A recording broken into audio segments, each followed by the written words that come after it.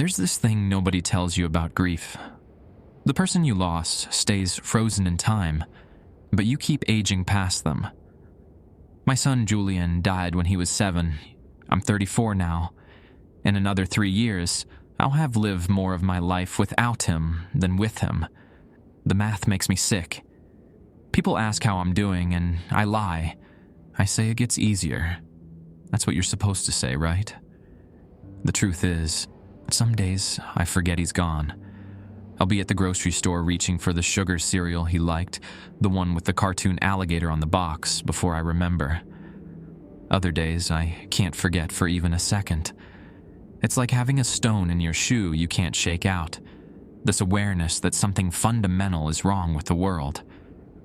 Simone, my wife, she processes it different. She packed up Julian's room 3 months after the funeral. Not to erase him, she explained, but because seeing his things hurt too much. I haven't been in that room since. The door stays closed. Our daughter Cecile was only 2 when we lost her brother, so she barely remembers him. Sometimes that feels like mercy. Sometimes it feels like another theft. We live in Arnaudville, Louisiana. It's the kind of town where everyone knows your business before you do, where the same families have lived for generations, where the bayou presses in close and the air sits heavy even in winter. When Julian died, the whole town mourned. They brought casseroles and prayers. They meant well, but after a few months, life moved on for them. Not for us. I installed security cameras 6 months ago. Simone said it was paranoid, but I couldn't shake this feeling that I needed to know what happened while we slept, needed proof that the world outside our doors stayed still through the night. Maybe I was trying to convince myself that nothing else could slip away unseen. Maybe I just needed control over something, anything. I check those cameras every morning now. Front door, back door, driveway, the side yard by Julian's window. Most days there's nothing, just the neighbor's cat or Spanish moss swaying in the breeze, or the glow of headlights from someone pulling an early shift at the plant. But 3 weeks ago, that changed. I'm telling you this because what happened to my family is happening to others. There are 5 children missing from Arnaudville now. 5 families gutted the way we were gutted 3 years ago. The police have theories. The news has questions. But I know something they don't. I've seen him, the person taking these children. He walks like my dead son. It started on a Tuesday night, the kind where humidity presses against your windows like it's trying to get in. Simone and I had already been asleep for an hour when Cecile's crying woke us. Not the fussy kind she does when she has a nightmare. This was different. Sharp. Scared. I made it to her room first. She was standing at her window, small hands pressed against the glass, staring into our backyard. "Baby, what's wrong?" I picked her up. She was 5 years old and still light enough to carry, but she fought me, trying to twist back toward the window. "Someone's waving," she said. "Outside." Simone appeared in the doorway, tying her robe. "What's going on?" "She says someone's in the yard." I moved to the window, holding Cecile against my hip. Our backyard was empty, just the swing set Julianne used to love, the shed where I kept the lawnmower, the fence line where palmetto bugs clicked in the dark. "There's nobody there, sweetheart." "There was." Cecile's voice cracked. "He was waving at me. Like this." She lifted her hand and waved slowly, deliberately, the way you'd wave at someone you know. Something about that gesture made my throat tight. "What did he look like?" "He had a hood. I couldn't see his face." She buried her face against my shoulder. "But he knew I was watching." Simone came closer, rubbing Cecile's back. "You probably saw shadows, honey. The trees do funny things when the wind blows." "I'll check outside," I said. "Avery, don't." Simone's eyes met mine. We'd had this argument before, My need to investigate every sound, every worry. She thought I was feeding my anxiety. Maybe she was right. But I couldn't sit still knowing Cecile was scared. I grabbed the flashlight from the hallway closet and headed downstairs. The house creaked around me, all those settling noises that old Louisiana homes make. Our place was built in 1940, and sometimes it felt like the wood remembered every family that had lived here before us. The back door stuck like it always did. I had to jerk it twice before it opened. The night air hit me, thick with moisture and the smell of jasmine from Simone's garden. I swept the flashlight across the yard. Nothing. The swing set stood still. The shed door was latched. The gate at the back of the property, the one that squeaked like a dying cat whenever you touched it, was closed. I walked the perimeter anyway, checking behind the shed, looking for footprints in the soft dirt near the fence line. There was nothing out of place, just the ordinary darkness of a town that goes quiet after 9 o'clock. But standing there in my boxers and t-shirt, I felt watched. You know that feeling, the one that makes the hair on your arm stand up even when you can't see anyone, like the darkness has eyes. I went back inside and locked the door. Upstairs, Simone had gotten Cecile back in bed.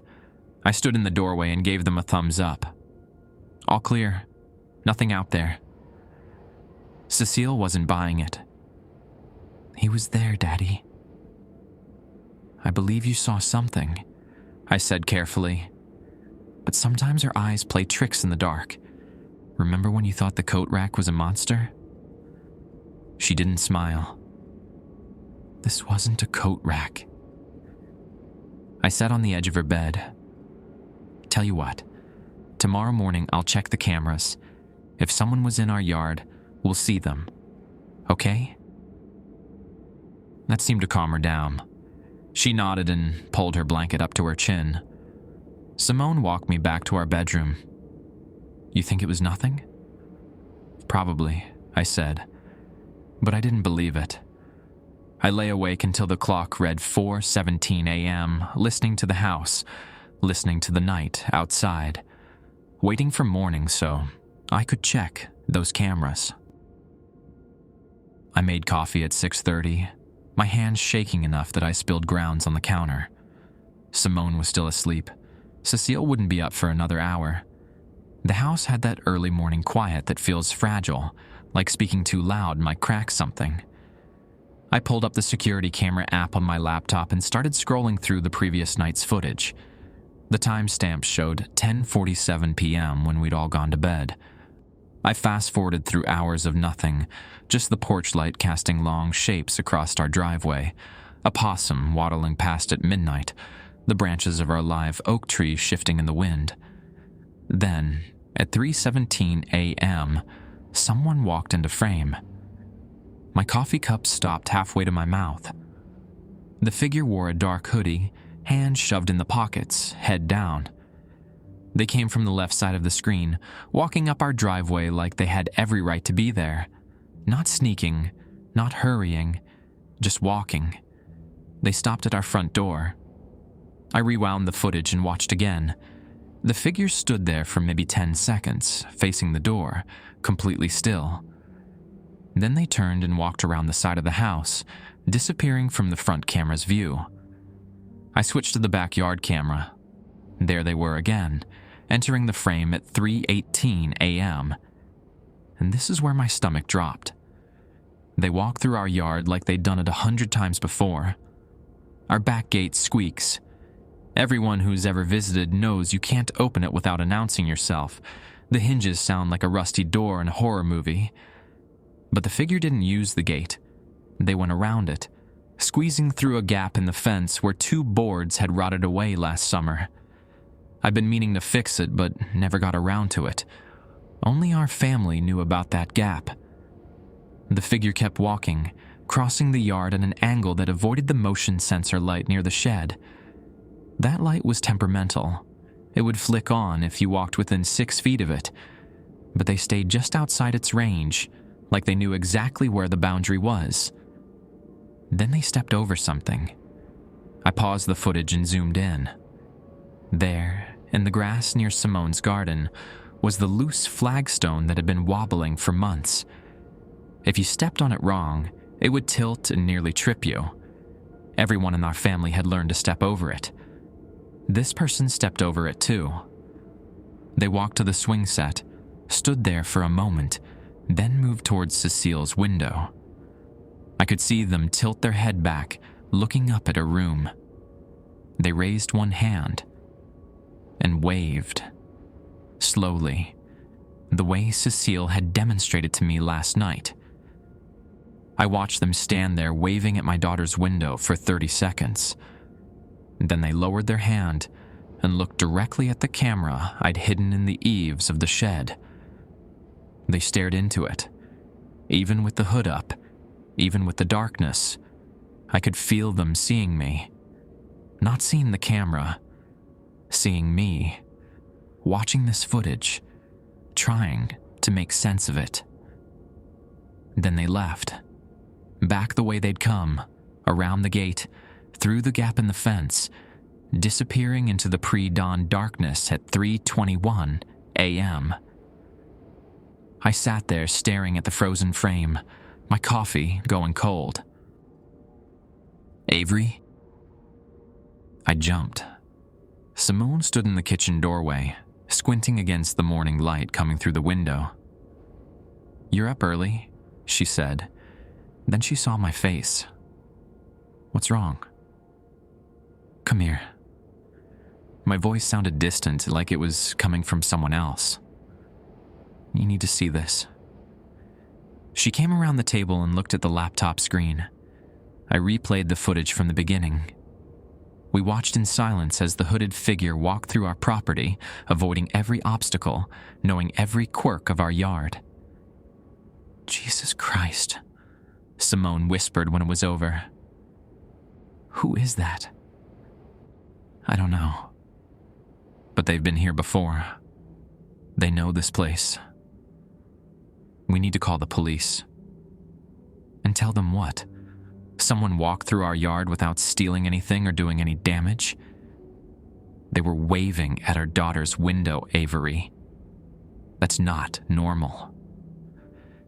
She was right. But something stopped me from reaching for my phone, some instinct I couldn't name. Minnie, think about it. Think about what? Someone was on our property at 3 a.m. I know, I looked at the frozen image of the figure staring into the camera. I need to understand something first. Understand what? How to explain the feeling in my gut? The recognition that was almost there but not quite. "The way they moved," I said quietly. "It reminded me of someone." I didn't call the police that day. Instead, I watched the footage 17 times, pausing on different moments, trying to understand what my brain was screaming at me, but my mouth couldn't say. The way the figure moved through our yard, I knew that path. Not just knew it, had walked it myself 1,000 times, following behind Julian when he was alive. He discovered the fence gap when he was 5, thought it was his secret passage to adventure. The motion sensor by the shed had scared him once, so he learned to give it wide clearance. And that flagstone, God, he'd tripped on it so many times I'd started reminding him, "Step over, not on, buddy." This person was walking Julian's route. Exactly. But I was crazy thinking. The kind of thinking that comes from a grief that never quite heals, that makes you see your dead child in every boy with dark hair at the grocery store. I knew that. I'd done enough therapy after Julian died to recognize when my mind was inventing patterns where none existed. Still, I couldn't shake it. By evening, the whole thing felt like maybe I'd overreacted. Simone made red beans and rice for dinner, and we ate together like a normal family. Cecile talked about a picture she'd drawn at school, a purple dinosaur eating pizza. She'd already forgotten about last night's scare. Kids bounce back that way. I envied her. "You're quiet," Simone said after Cecile went to watch cartoons. "Just tired." You going to tell me what you meant this morning? About the way that person moved? I pushed rice around my plate. Nothing. Forget it. Avery. It's nothing, Simone. Just my head doing that thing where it makes everything about Julian. Her face softened the way it always did when his name came up. 3 years hadn't made that any easier for either of us. What thing? The path they took through the yard. It's the same way Julian used to go when he played outside. But that doesn't mean anything, probably just coincidence. Simone reached across the table and squeezed my hand. She didn't tell me I was imagining things. She didn't tell me I needed to let go. She just held my hand, and that was enough. The next morning, I found out about the Arsenault boy. I was getting gas at the Chevron on Main Street when I saw Paulette Thibodeau, who ran the bakery next to the library. She looked like she'd been crying. "You heard?" she asked. "Heard what?" "The Arsenault boy. Little Théo. He's missing." My keys slipped from my hand and clattered on the concrete. "What?" "Disappeared from his bed last night. His mama went to wake him this morning and he was just gone. Window was open, but no sign of a break-in or struggle. Sheriff's got half the town looking for him." Théo Arsenault was 6 years old, lived 4 streets over from us. I'd seen him riding his bike past our house a few times, always wearing that red LSU baseball cap. When did they realize he was gone? Around 7 this morning. His mama said she checked on him at midnight and he was asleep, so sometime between midnight and 7. I thanked her and got in my truck, hands shaking as I turned the key. Arnaudville was small, maybe 3,000 people. Things like this didn't happen here. The worst crime we usually dealt with was someone stealing copper wire from the old textile mill, or teenagers breaking into the vending machines at the community center. I drove home and went straight to my laptop, pulled up the security footage from last night. There, at 3:17 a.m. again, like clockwork, the hooded figure appeared at the edge of our driveway. This time they didn't come up to the house. They just stood there at the property line, facing our home. After 30 seconds, they turned and walked back the way they'd come. 3:17 in the morning. That was Julian's birth time. I knew because I'd been there, watching the clock, counting contractions with Simone. When the nurse finally placed him in my arms and said 3:17 a.m., I'd thought it was such a random detail to remember. But grief makes you hold on to the strangest things. Stop it, I told myself. Stop making connections that aren't there. But I couldn't stop. I opened my desk drawer and pulled out the photo I kept there. Julian at age 7, 2 weeks before he died. He was standing in our backyard by the swing set, grinning at the camera. I'd taken it on a Saturday morning. He was wearing his favorite hoodie, the black one with the Saints logo that was too big for him. The hoodie in the photo looked exactly like the one the figure wore in the footage. Lots of people own black hoodies, I reminded myself. It's Louisiana. Everyone's got Saints gear. My phone buzzed. A text from my neighbor, Renee Hebert. "You see the news? Another kid missing." Another? I turned on the TV. The local news was showing a school photo of a girl named Margot Landry, age 8, from the next town over, Sunset, about 15 minutes north. She'd vanished from her bedroom 2 nights ago. Her parents were pleading for information, offering a reward. The news anchor mentioned that police were investigating possible connections between the 2 cases. 2 children, both disappeared from their beds during the night, both from small towns where everyone knew everyone. I went back to my security footage and checked 2 nights ago. Sure enough, at 3:17 a.m., the hooded figure had walked past our house. They hadn't come into the yard that time, just walked down the sidewalk in front of our property, slow and steady, then disappeared toward the end of the street. I checked every night for the past week. The figure appeared every single time at 3:17 a.m. Sometimes they came into our yard, sometimes they just walked past, but they were always there, always at the same time Julian had been born, always moving like they knew our property by heart. I sat back in my chair, staring at the screen, and for the first time since Julian died, I felt something worse than grief. I felt afraid. Not the jumpy kind of fear you get from a scary movie, the kind that starts in your stomach and spreads through your whole body, the kind that whispers that everything you thought you understood about the world might be wrong. "Daddy?" I spun around. Cecile stood in the doorway, holding her stuffed rabbit. "Hey, baby, what's up? Is someone going to take me away too?" My throat tightened. "What? No. Why would you think that?"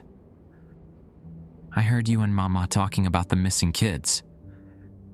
She walked closer, dragging the rabbit by one ear. "Is it the person who was in our yard?" I pulled her onto my lap, held her tight. "Nobody's going to take you. I promise." The promises made from fear are different from promises made from certainty, and right then, I wasn't certain of anything anymore. 3 more children vanished over the next 10 days. Emma Broussard, age 5, from Bro Bridge.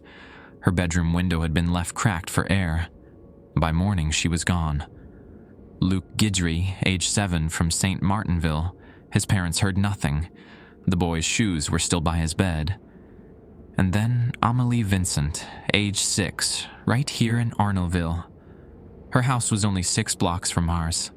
The town became a different place. Parents stopped letting their kids play outside after dark. The sheriff's department set up a tip line. News vans from Lafayette and Baton Rouge parked on Main Street, interviewing anyone who'd talk.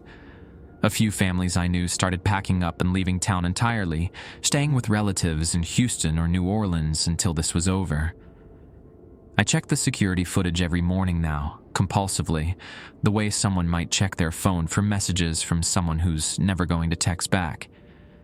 The figure appeared every single night at 3:17 a.m., sometimes walking past our house, sometimes standing at the edge of our property just watching. Once, they came all the way up to our front door and stood there for 5 minutes before leaving. I showed the footage to the sheriff, Deputy Melanson, a heavy-set man who'd gone to high school at Simone. He watched it twice, taking notes. "And you don't recognize them?" he asked. "No." "Height looks about 5'10", average build. Could be anyone." He scratched his jaw. "The timing is weird. Same time every night?" "Down to the minute." "That's either very compulsive or it means something specific to them." He looked at me carefully. "You said on the phone you thought there might be a connection to your son?" I'd regretted mentioning that the moment the words left my mouth. "It's probably nothing, just the path they take through our yard. It's the same way Julianne used to walk." Melanson nodded slowly. "Grief can make us see patterns. I lost my sister when I was young. Took me years to stop looking for her face in crowds." "I know how it sounds. I'm not saying you're wrong to notice it, I'm just saying..." He trailed off, looking uncomfortable. "We're working every angle. This person, whoever they are, be careful. No prints, no DNA, no witnesses. But they'll slip up. They always do." That was 4 days ago. The figure hadn't slipped up. They'd taken another child. I stopped sleeping. Simone would find me in Cecile's room some mornings, asleep in the chair by her bed, having spent the whole night watching her breathe. Our daughter had started having accidents again, wetting the bed like she hadn't since she was 3. Simone bought a nightlight shaped like a turtle that projected stars on the ceiling. It didn't help. "We should leave," Simone said one night after Cecile finally fell asleep. We were sitting in our bedroom, the door cracked so we could hear if she called out. "Go stay with my sister and Thibodeau until they catch whoever's doing this. And if they don't catch them, then we don't come back." I looked at her, really looked. She'd lost weight. There were shadows under her eyes that makeup couldn't hide. "You want to leave Arnoldville? Permanently?" "I want our daughter safe, Avery. That's all I want." "She's safe here. I've been checking the locks every night. The cameras are running. I'm watching. You can't watch 24 hours a day. You've fallen apart." Her voice cracked. "We're all falling apart." She was right. I knew she was right. But leaving felt like giving up, like letting this person win, like abandoning Julian somehow, even though that didn't make any logical sense. "Just think about it," Simone said. "Please." That night, I couldn't even pretend to try sleeping. I sat in the living room with all the lights off, watching our front yard through the window. The street was empty. No cars, no movement, just the orange glow of the streetlight on the corner and the sound of cicadas screaming in the trees. At 3:15 a.m., I saw them. The hooded figure walked down the sidewalk, moving at that same measured pace. But this time, they didn't just pass by. They turned up our driveway, walked right up to our porch. I stood up, pulse hammering in my ears. The figure stopped at the bottom of the porch steps. From where I stood inside, maybe 15 feet away, I could see them clearly for the first time. Average height, like Mouinson had said, slim build. The hoodie was definitely black with a white logo. Saints gear, just like I'd thought. They tilted their head back and looked directly at the living room window, looking at me. I should have been terrified, should have grabbed the phone and called 911. But instead, I felt something stranger. A pull almost, like recognition, dancing just out of reach. Like when you hear a song from your childhood and can't quite remember the words. The figure raised their hand, not waving this time. They pointed at me. Then they pointed toward the back of the house, then back at me. They were trying to tell me something. Before I could think it through, I moved toward the back door. My hands unlocked the deadbolt, turned the knob.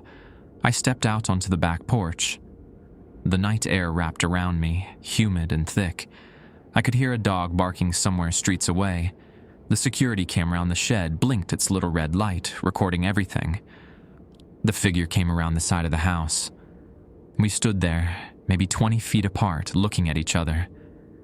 They didn't move closer, just stood there, hands in the hoodie pocket, hood up so I couldn't see their face in the darkness. "Who are you?" My voice came out steady. I was surprised by that. They didn't answer. "Why are you coming here? Why do you walk like..." I stopped. Saying it out loud felt insane. "What do you want?" The figure took one step forward, then another. Close enough now that I could see they were wearing a surgical mask under the hood, the kind people wore during flu season. Their eyes were the only part of their face visible. Dark eyes, nothing remarkable about them. "Stay away from my daughter," I said. They shook their heads slowly. Then they lifted one hand and pointed past me, towards Cecile's window on the second floor. Rage flared in my chest. "You stay the fuck away from her." They lowered their hand. For a long moment, we just stood there. Then they reached up and pulled down their mask. I couldn't see details in the darkness, but I could see enough. A young face, pale. Could have been anyone. They spoke and their voice was soft, almost sad. "I'm keeping her safe." "What?" "They're coming for all of them. The children. But not her. I won't let them take her. The voice was male, I thought, but young, maybe early 20s. I promised I'd keep her safe. You're insane. You're the one taking them. No. The word came out sharp. No. I would never. I'm trying to stop it. Stop what? But they were already backing away, pulling the mask back up. Keep watching the cameras. You'll see. They're coming. But I'll keep her safe. I promised him. Promised who? They turned and ran, disappearing around the side of the house. I heard their footsteps on the gravel driveway. Then nothing.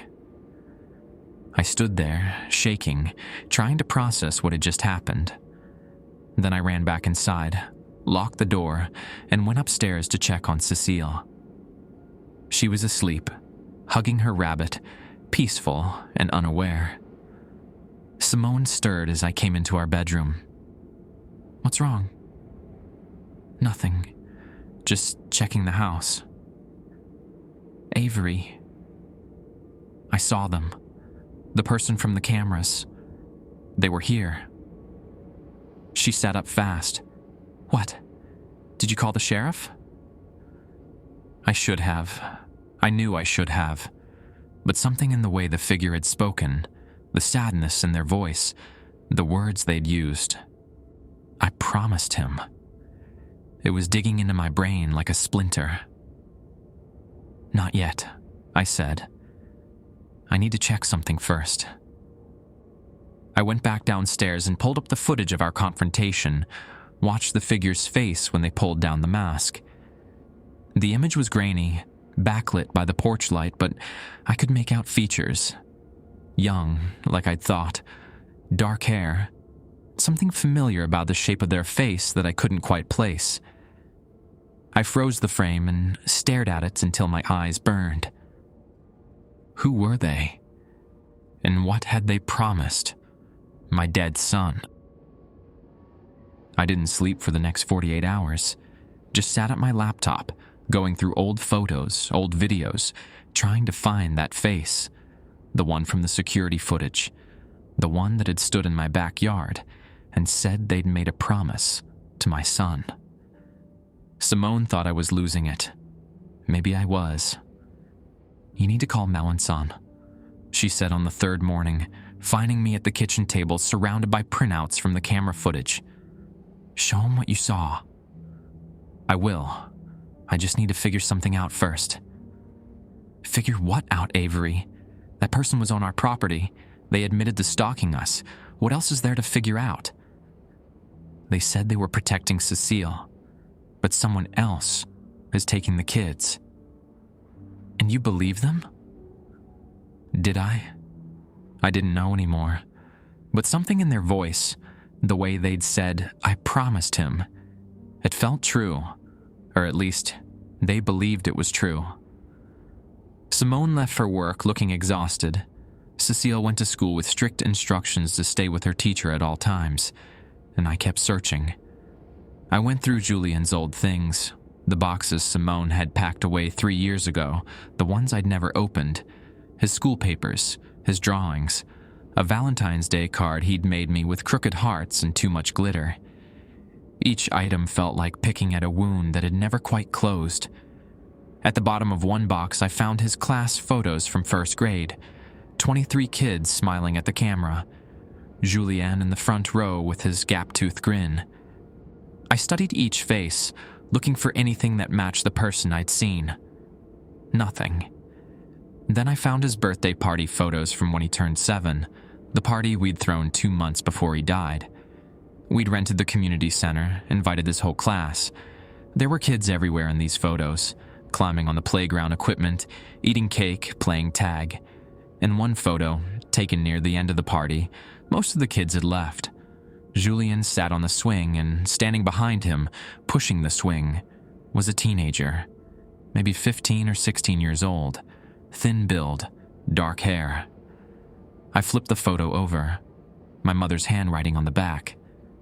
Julian and Dawson. Such a sweet older boy helping the little ones. Dawson. I stared at the name. I didn't remember anyone named Dawson from the party, but my mother had been there, helping supervise while Simone and I dealt with cake and presents. She must have met him. My mother had died 18 months ago. Couldn't ask her now. I pulled out Facebook and searched for Dawsons in Arnoldville and surrounding towns. Found 3. One was 60 years old, one was a woman.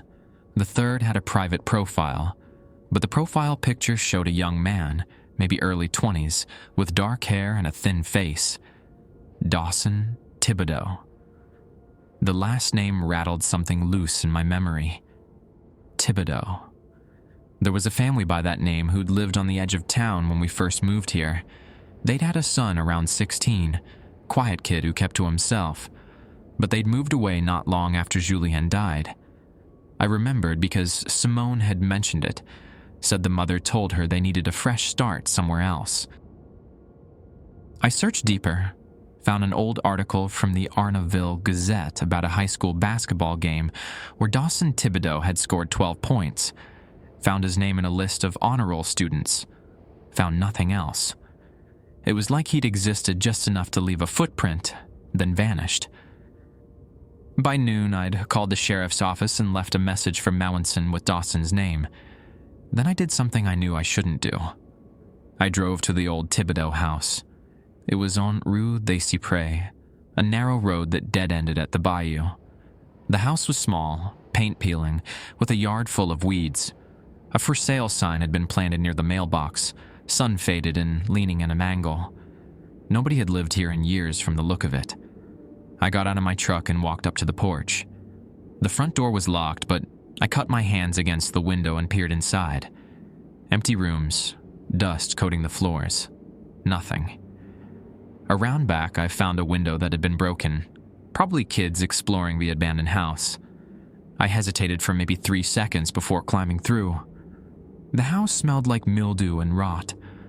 I moved through the rooms carefully, not sure what I was looking for.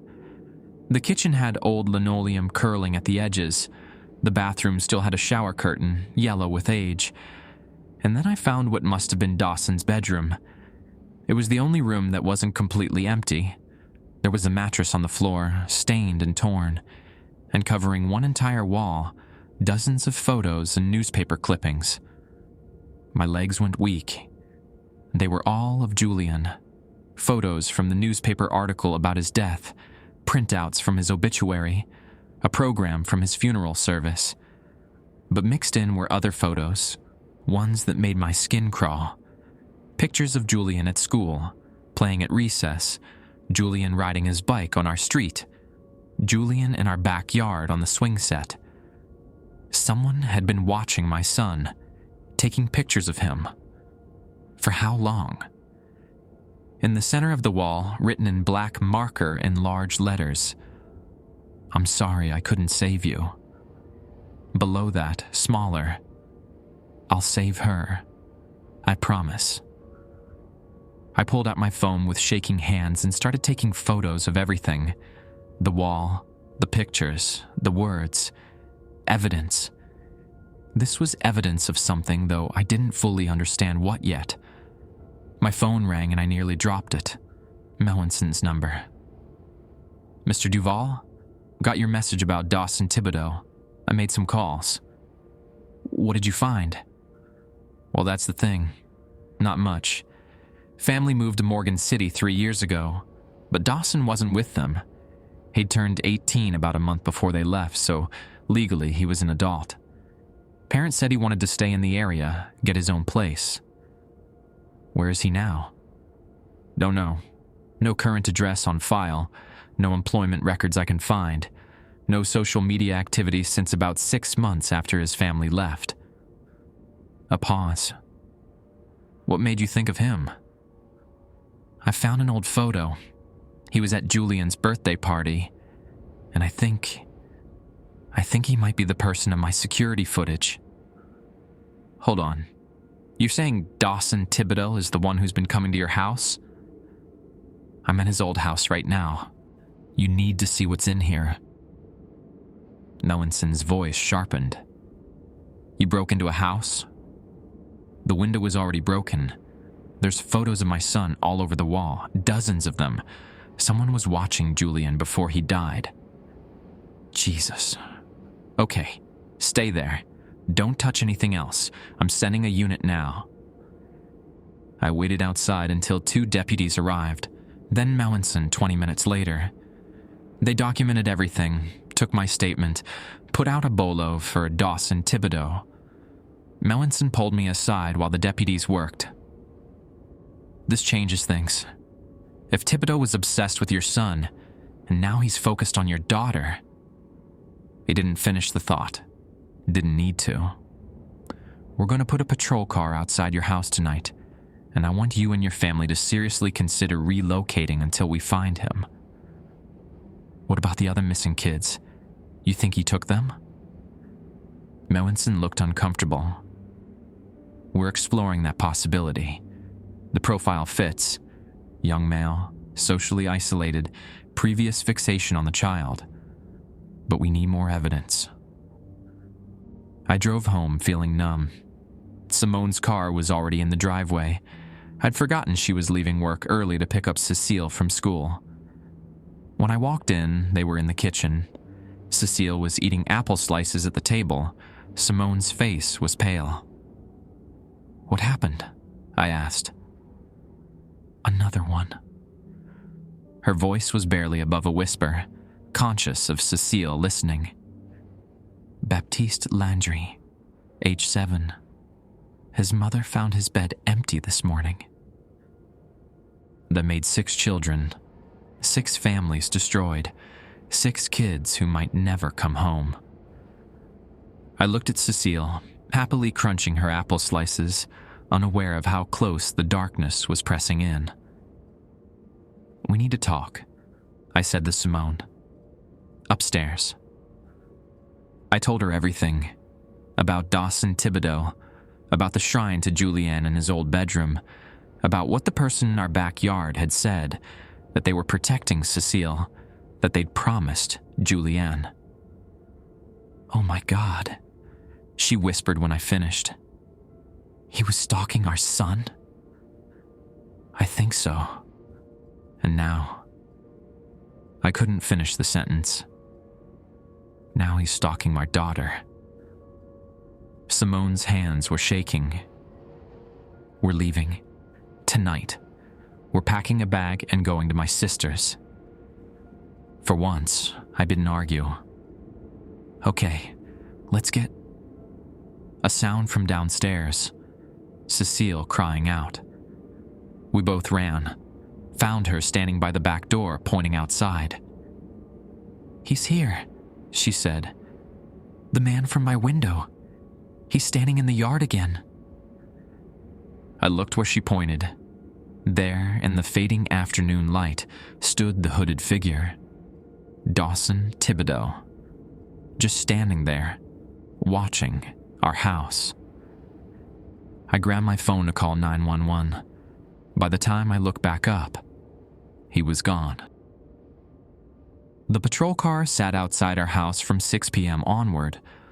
Officer Guidry, a young guy who'd graduated high school with my cousin, parked right at the curb where anyone could see him.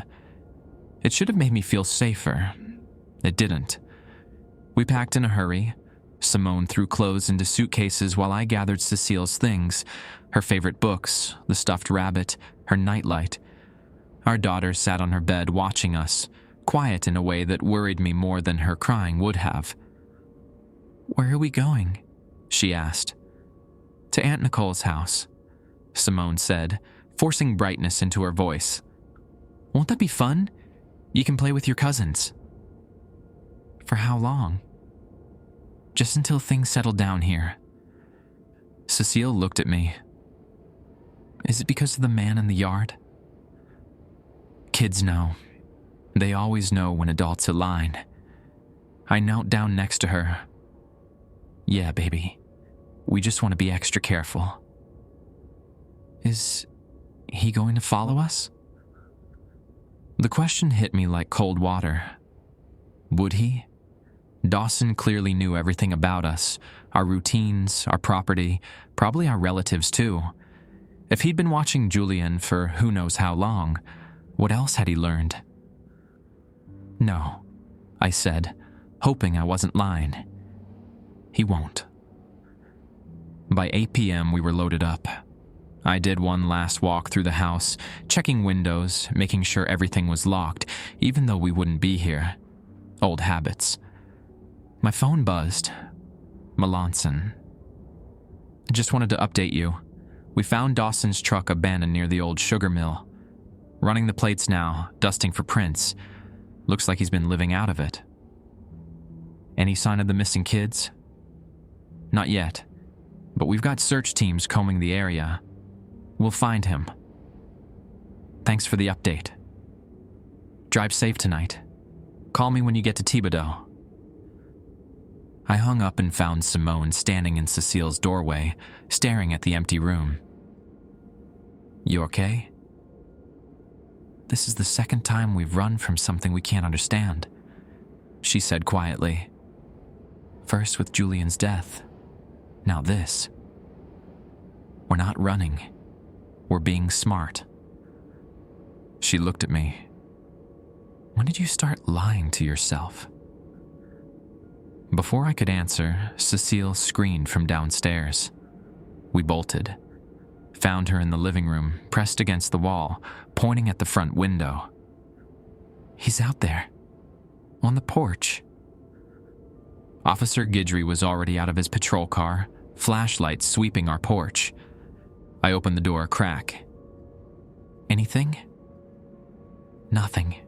No movement, no tracks. Your daughter sure she saw someone? She's sure.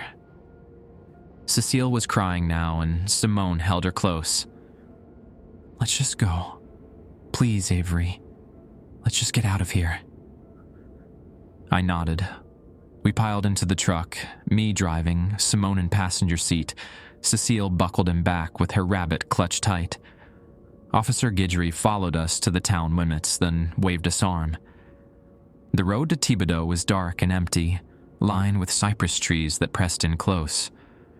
We were about 10 minutes out of Arnoldville when Cecile said, He's following us.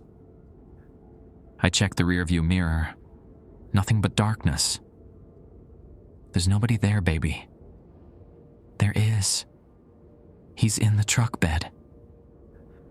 My hands tightened on the steering wheel. Cecile, there's nobody. He's right there. She was screaming now, pointing at the rear window. He's looking at me. Simone twisted around. There's nothing there, sweetie. It's just dark. But Cecile was hysterical, clawing at her seatbelt, trying to get away from the window. I pulled over onto the shoulder, turned on the interior lights. Okay, I'm checking. I got out, walked to the back of the truck. The bed was empty. Just our suitcases and a couple of bags. Nothing else. I checked underneath the truck. Nothing. When I got back in, Cecile was hiccuping through her tears. I saw him. I did. I believe you think you saw something, Simone said gently. But sometimes when we're scared, our eyes can trick us. We drove the rest of the way in silence. Cecile eventually cried herself to sleep. Simone stared out the window, and I kept checking the rearview mirror over and over, even though I knew nothing was there. Nicole's house was a small brick ranch on the outskirts of Thibodeau. She answered the door in her bathrobe, took one look at us, and ushered us inside without questions. Her husband was already asleep and their 2 kids were in bed. She set us up in the guest room and made chamomile tea nobody drank. How long are you staying? She asked. Don't know yet, Simone said. However long it takes. Nicole didn't push, just hugged her sister and told us to try to sleep. We put Cecile between us and the queen bed, both of us flanking her like guards. She fell asleep almost immediately, exhausted from crying. Simone drifted off around midnight. I lay there staring at the ceiling, listening to the unfamiliar sounds of someone else's house. My phone said 2:47 a.m. when I heard it, a soft tapping coming from the window. I turned my head slowly. The curtains were drawn, but I could see the shape of someone standing outside, backlit by the streetlight. They tapped again, 3 times, then stopped. I eased out of bed, careful not to wake Simone or Cecile. I walked to the window. My hand reached for the curtain. "Don't open it," something in my brain screamed. But I did anyway. Dawson stood in Nicole's front yard, hood down for the first time. I could see his face clearly now. Young, maybe 21, dark circles under his eyes. He looked sick, looked haunted. He held up his phone, screen facing me, text written there in large letters. "They're coming tonight." I stared at him. He typed something else, turned the phone around again. "I can't stop them alone. Let me in." My hand went to the window lock. Simone's voice stopped me. "Avery, don't." She was sitting up in bed, Cecile still asleep between us. "That's him, isn't it? Dawson. He says something's coming tonight. He's insane. Don't listen to him." I looked back at the window. Dawson was shaking his head frantically, typing again. "Please. For her. For Julianne." "I'm calling the police," Simone said, reaching for her phone. But before she could dial, Cecile sat straight up in bed, eyes wide open but unfocused, like she was still dreaming. She pointed at the bedroom door. "They're already here," she whispered. And then all the lights in the house went out. The darkness was absolute. No streetlights bleeding through the curtains, no digital clock glow, just black. Cecile started whimpering. I reached for her in the dark, found her small hand. "It's okay, baby. Just the power." "No," she whispered. "They turned it off, so they can come inside." A sound from downstairs, the front door creaking open, Nicole's voice groggy and confused. "Hello? Mark, did you leave the door unlocked?" And then she screamed. "Stay here," I told Simone. "Lock the door behind me." "Avery." But I was already moving, feeling my way out of the bedroom and down the hall. Behind me, I heard the lock click. Good. Downstairs was chaos. Nicole was sobbing. Her husband, Mark, was yelling. Their kids were crying. I fumbled for the wall, found the banister, started down the stairs. Someone grabbed my arm in the darkness.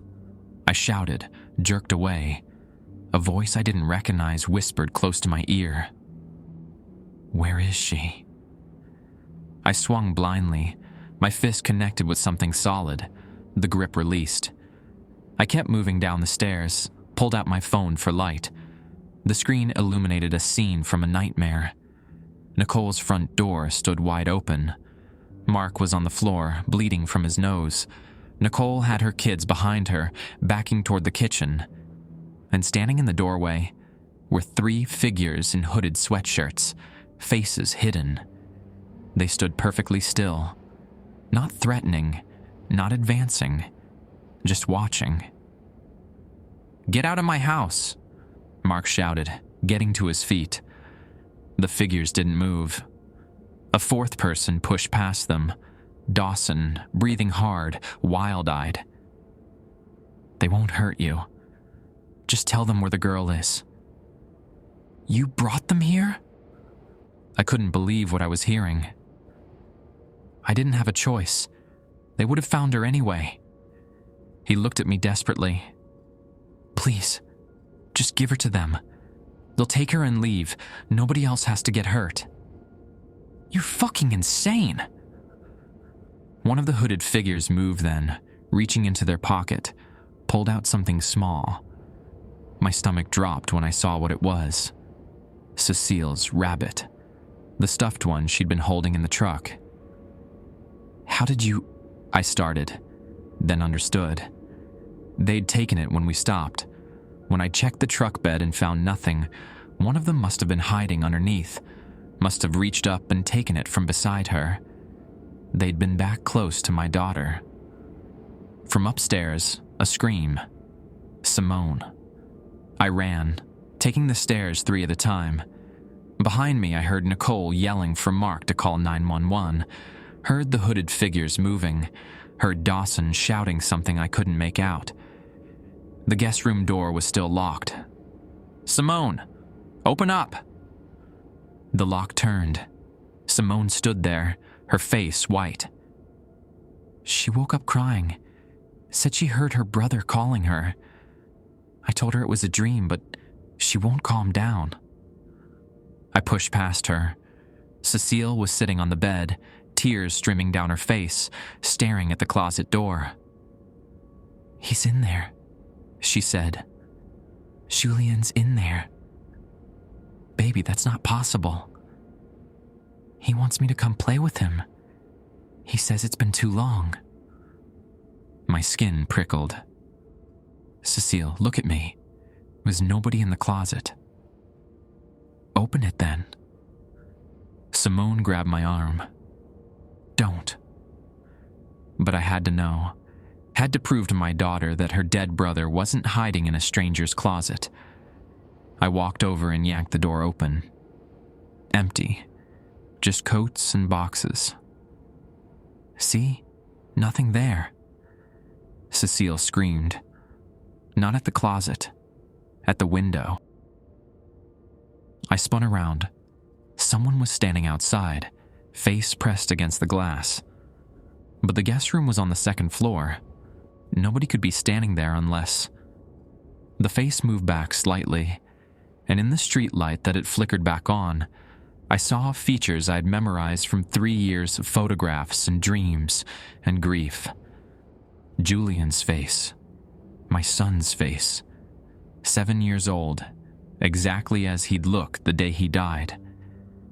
He smiled at us, raised his hand and waved.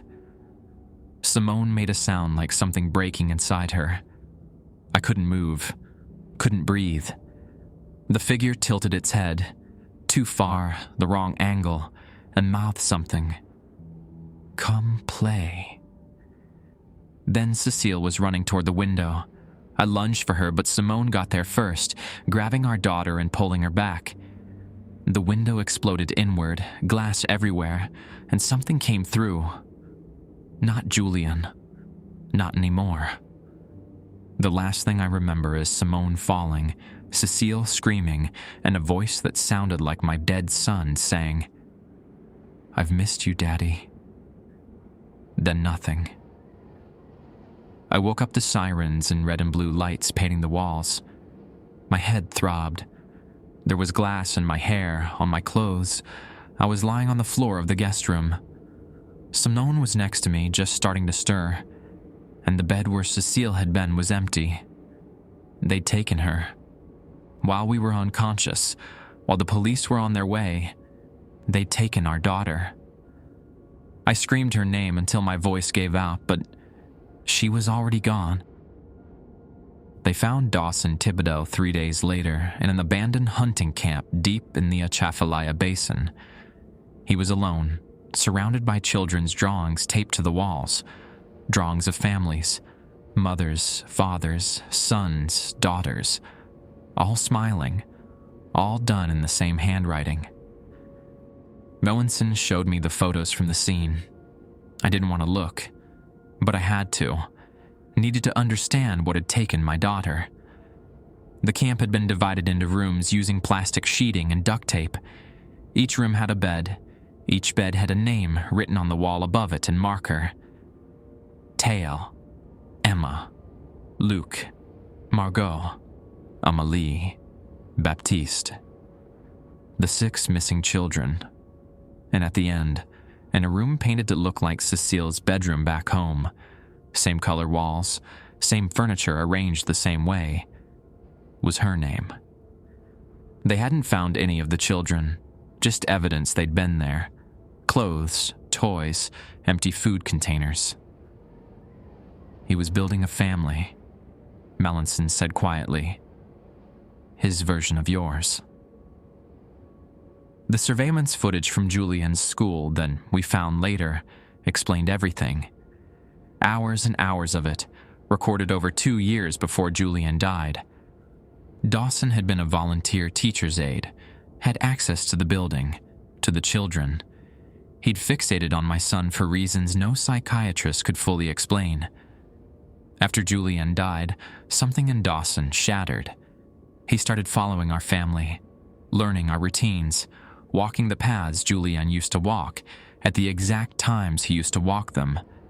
3:17 a.m., the time of Julian's birth, became his ritual hour, his sacred time. When walking the paths wasn't enough, he started taking children who resembled Julian, trying to recreate him. Each one failed to be perfect, so he took another and another. Cecile was supposed to be different, not a replacement for Julian. She was meant to be herself, the sister and his reconstructed family, the final piece. The hooded figures that had come to Nicola's house weren't adults helping him. Security footage from a gas station showed the truth. They were some of the missing children, dressed in oversized clothes, faces hidden. Dawson had spent months training them to act in unison, to move like puppets. That's what the other families had seen before their children vanished, a parade of small figures in adult disguises. The thing at the window, wearing Julian's face, was Dawson himself. We found the mask in his truck. Latex, hand-painted, impossibly detailed. He'd made it from photographs, had practiced my son's expressions in a mirror until he could mimic them perfectly. And I'd seen it. I'd looked at that mask and for one moment believed my dead son had come back.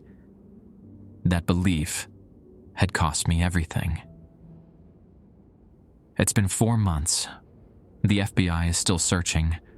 Simone and I take turns falling apart so one of us can hold the other together. Some days I can't remember what Cecile's laugh sounded like. Other days, I can't forget. Dawson won't talk, just sits in his cell drawing pictures of families. He draws Julianne over and over, always 7 years old, always smiling. Sometimes he draws Cecile too. In those pictures, she's smiling as well, playing with her brother, safe, happy. I want to believe those drawings, want to believe she's alive somewhere, that we'll find her. But I've learned that wanting something doesn't make it true. Grief taught me that 3 years ago when I buried my son. Now it's teaching me again. The security cameras are still running at her house in Arnaville.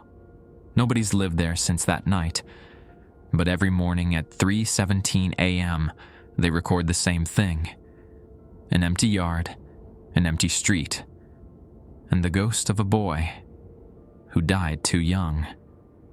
Watching, always watching, waiting for a family that will never come home.